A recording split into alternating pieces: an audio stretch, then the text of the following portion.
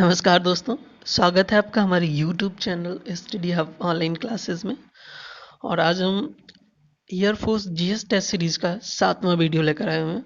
तो आइए स्टार्ट करते हैं। पहला क्वेश्चन है, निम्नलिखित युगों में से सिंधु सभ्यता किस युग में पड़ती है? तो जो सिंधु सभ्यता है वो है आद्य ऐतिहासिक काल में पड़ती है। ठीक है, कोई भी समय है या कोई भी घटना है, उसको इतिहास में जब भी जगह दी जाती है, उस घटना को ऐतिहासिक घटना जब कहा जाता है जब उस घटना से संबंधित साहित्यिक स्रोतों के साथ साथ जो प्राग ऐतिहासिक कालीन या कहो कि जो आपके उत्खनन से प्राप्त सामग्री है वो भी प्राप्त हो। अगर किसी भी काल की केवल उत्खनन से प्राप्त सामग्री प्राप्त है, उसके साहित्यिक स्रोत नहीं पाए गए हैं, तो उसको कहेंगे प्रागैतिहासिक काल। लेकिन अगर किसी घटना के साहित्यिक स्रोत पाए गए हैं लेकिन उनको पढ़ा नहीं जा सका है, तो ऐसे काल को कहते हैं आद्य ऐतिहासिक काल।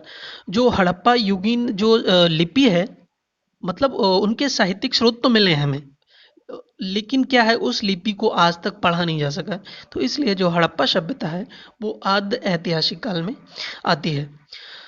अगला क्वेश्चन है, संसार का सबसे बड़ा फूल कौन सा है? तो जो संसार का सबसे बड़ा फूल होता है वो होता है रेफ्लेसिया। ऑप्शन बी हो जाएगा, और ये इंडोनेशिया में पाया जाता है। तो अगला क्वेश्चन, भारत का प्रथम उर्वरक संयंत्र कहाँ स्थित है? तो भारत में जो पहला उर्वरक संयंत्र बनाया गया था वो बनाया गया था सिंदरी में। ऑप्शन बी आपका सही आंसर हो जाएगा। अगला देखते हैं, भारत में राष्ट्रीय आय का आकलन कौन करता है? तो भारत में जो राष्ट्रीय आय का आकलन करता है वो करता है CSO, सेंट्रल स्टैटिकल ऑर्गेनाइजेशन, यानी कि केंद्रीय सांख्यिकीय संगठन। लेकिन एक बात ध्यान देने की चीज है कि इस केंद्रीय सांख्यिकीय संगठन नाम का वर्तमान में कोई भी संगठन नहीं है। अब इसकी जगह ले ली है NSO ने। ठीक है, उसमें CSO और NSSO को मिला दिया गया है और नया एक संगठन बनाया गया NSO, जो अब ये सारे काम देखेगा। ठीक है, अगला देखते हैं, गैस के गुब्बारे में हाइड्रोजन की जगह हीलियम गैस का प्रयोग किया जाता है, ऐसा क्यों है? या क्योंकि इसका रीज़न क्या है? तो इसका रीज़न है कि हाइड्रोजन से हल्की होती है? नहीं। हाइड्रोजन से अधिक प्रचुरता में पाई जाती है? ऐसा भी नहीं है। अदाह है? ऐसा भी नहीं है। अधिक स्थायी है? बिल्कुल सही। तो जो हीलियम जो है वो एक अक्रिय गैस होती है, तो ये हाइड्रोजन की तुलना में अधिक स्थायी है, इसलिए इसको यूज करते हैं हम।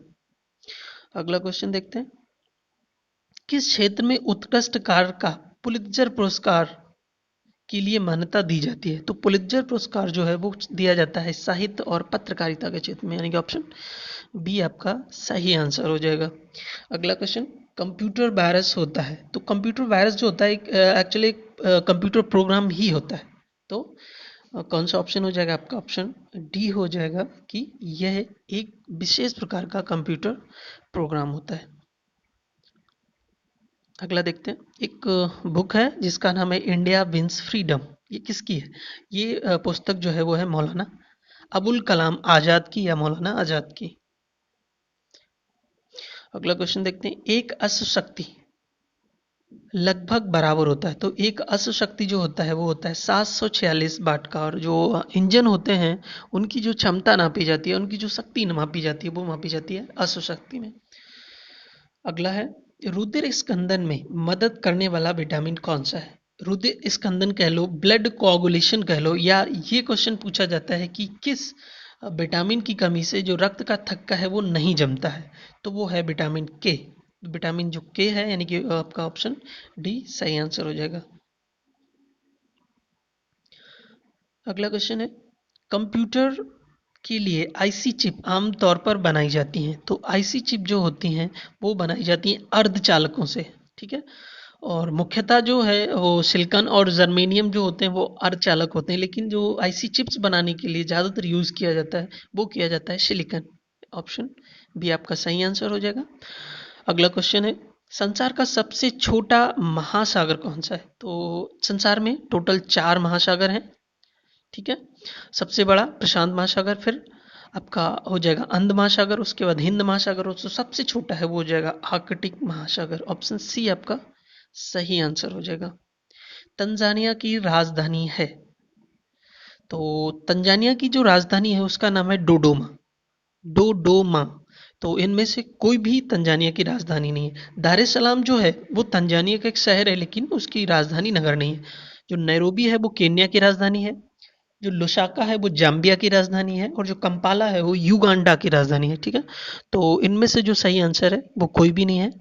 तंजानिया की राजधानी का नाम है डोडोमा। ठीक है, अगला क्वेश्चन देखते हैं। भारतीय राष्ट्रीय कांग्रेस का पहला अंग्रेज अध्यक्ष कौन था? तो भारतीय राष्ट्रीय कांग्रेस का जो पहले अंग्रेज अध्यक्ष थे उनका नाम था जॉर्ज यूल। ऑप्शन ए आपका सही आंसर हो जाएगा।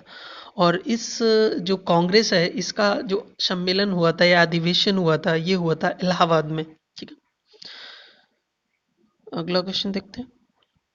निम्नलिखित में से किस व्यक्ति को grand old man of India कहा जाता? तो दादा भाई नौरोजी जो थे वो भारत के पितामह बोले जाते थे, या grand old man of India बोले जाते। तो ऑप्शन बी आपका सही आंसर हो जाएगा। देश में भाभा परमाणु अनुसंधान केंद्र यानी कि बार्क कहाँ स्थित है? तो जो बार्क जो है वो है मुंबई में, और ये जगह है ट्राम्बे। ट्राम्बे जो है मुंबई में ही पड़ती है। तो बार्क कहाँ पे है? मुंबई या ट्राम्बे में। ऑप्शन बी आपका सही आंसर हो जाएगा। अगला क्वेश्चन देखते हैं। लोकतंत्र के दो रूप कौन से होते हैं? तो जो लोकतंत्र होता है वो उसके दो रूप होते हैं, उनमें से एक है संसदीय लोकतंत्र, दूसरा है अध्यक्षीय लोकतंत्र। अगर भारत की बात करें तो भारत में है संसदीय लोकतंत्र। अगर अमेरिका की बात करें तो अमेरिका में है अध्यक्षीय लोकतंत्र। तो आपका आंसर जो है वो हो जाएगा ए। अगला क्वेश्चन देखते हैं। सर्वोदय योजना का प्रस्ताव किसके द्वारा रखा गया था? तो सर्वोदय योजना का प्रस्ताव है वो रखा गया था जयप्रकाश नारायण के द्वारा, यानी कि ऑप्शन ए हो जाएगा। इसमें क्या होता है, इसमें ये समाज के प्रत्येक वर्ग के उदय की बात करते हैं। तो हो जाएगा जयप्रकाश नारायण। मलेरिया किस अंग को प्रभावित करता है? तो मलेरिया जो है वो मच्छर के काटने से होता है, और ये जो प्रभावित अंग है वो होता है तिल्ली, स्प्लीन। तो ऑप्शन डी आपका सही आंसर हो जाएगा। अगला क्वेश्चन देखते हैं। निम्नलिखित में से कौन सा सबसे अधिक प्रत्यास्थ है? ठीक है, तो प्रत्यास्थ एक गुण होता है, उसमें ऐसा होता है कि किसी भी कोई भी वस्तु है, अगर आप उस पर एक फोर्स लगाते हैं और उस फोर्स का वो विरोध करती है, तो ऐसी स्थिति को क्या कहते हैं? प्रत्यास्थता कहते हैं। ठीक है, तो अगर सर्वाधिक प्रत्यास्थ वस्तु है जो इन इन ऑप्शंस में, वो हो जाएगी आपकी स्टील, यानी कि ऑप्शन सी आपका सही आंसर हो जाएगा। ठीक है, अगला क्वेश्चन देखते हैं। बुद्ध को ज्ञान प्राप्त कहाँ हुआ था? तो जो भगवान बुद्ध थे उनको ज्ञान प्राप्त हुआ था बोध गया में, जो आजकल गया या बोध गया है। क्वेश्चन पूछ दिया जाता है बोध गया किस नदी के किनारे है, या भगवान महावीर स्वामी को सॉरी भगवान बुद्ध को कहाँ पर किस नदी के किनारे ज्ञान प्राप्त हुआ था? तो वो नदी का नाम है निरंजना नदी। अगर क्वेश्चन आता है कि महात्मा बुद्ध ने पहला उपदेश कहाँ दिया था, तो ये हो जाएगा आपका सारनाथ। ठीक है, तो अगला क्वेश्चन देखते हैं। माई लाइफ पुस्तक के लेखक कौन है? तो माई लाइफ जो पुस्तक है वो है पूर्व अमेरिकी राष्ट्रपति बिल क्लिंटन की। ऑप्शन बी आपका सही आंसर हो जाएगा। भारत में दास राजवंश की स्थापना किसने की? दास राजवंश, या इसको ऐसे कहो कि गुलाम वंश की स्थापना किसने की? तो वो हो जाएगा कुतुबुद्दीन ऐबक। ऑप्शन बी आपका सही आंसर हो जाएगा। अगला देखते हैं। माइक्रो कंप्यूटर की शुरुआत हुई, तो माइक्रो कंप्यूटर की जो शुरुआत हुई थी वो हुई थी चतुर्थ पीढ़ी में। ठीक है, अगला क्वेश्चन। निम्नलिखित में से अश्रु गैस का घटक कौन सा है? तो इसमें जो चार ऑप्शन दिए हैं इनमें से जो आपका अश्रु गैस का संघटक है या जो घटक है वो है क्लोरोप्रिक्रिन। ठीक है, ऑप्शन डी आपका सही आंसर हो जाएगा। तो दोस्तों आज का लेक्चर यहीं समाप्त होता है। Thank you.